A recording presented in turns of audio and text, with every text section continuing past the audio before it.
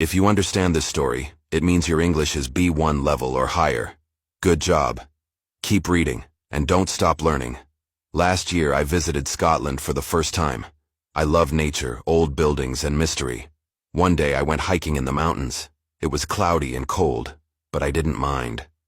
After 2 hours I saw something in the fog. It was a big, dark castle. The walls were made of black stone, and tall towers reached into the sky. I walked closer. The road was narrow, and there was a deep valley below. The wind was strong. I felt nervous and excited. An old man in the village told me about this place. They say vampires live there, he said, but no one has gone near it for years. I thought it was just a story, but now, standing in front of the gates, I wasn't sure. I took a deep breath and pushed the gate. It opened slowly with a loud creak. The castle was silent. No birds, no voices, only the sound of rain on the stone. The door closed behind me. I was inside the castle. It was dark and cold. I turned on my flashlight. The light showed long halls, old paintings, and broken furniture. Everything smelled like dust and time. I felt like I was in another world. Suddenly I heard a noise. Tap, tap, tap. I stopped. "Hello?" I said. No answer, only silence again. I walked slowly. On the wall there was a painting of a man with red eyes. It looked almost real. I turned away quickly.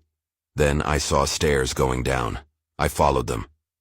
At the bottom there was a big wooden door. I pushed it and it opened.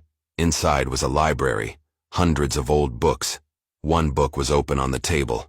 I looked at the title, The Secrets of Immortality. Suddenly, I felt something behind me. I turned and saw a shadow moving between the bookshelves.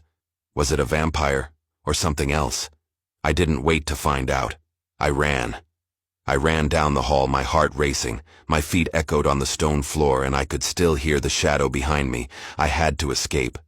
I didn't know what I was running from, but something was in that castle. I found another door. This one was different. It had strange symbols carved into the wood. I didn't think. I just opened it. The room was dark, but my flashlight revealed something shocking. In the middle of the room, there was a large stone coffin. I couldn't believe it. I had heard the legends, but I never thought I'd see it with my own eyes. As I stepped closer, the air grew colder. I felt a strange pressure on my chest. And then, I saw it. A pair of red eyes staring at me from inside the coffin. Slowly, the lid of the coffin began to move. Suddenly I heard a voice, deep and cold. "Leave, or join us forever." I froze.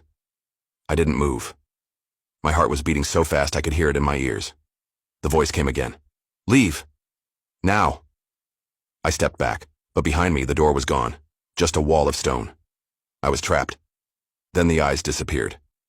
The coffin was closed again. Was it real, or just my imagination? I looked around. On the wall I saw a mirror. But something was wrong.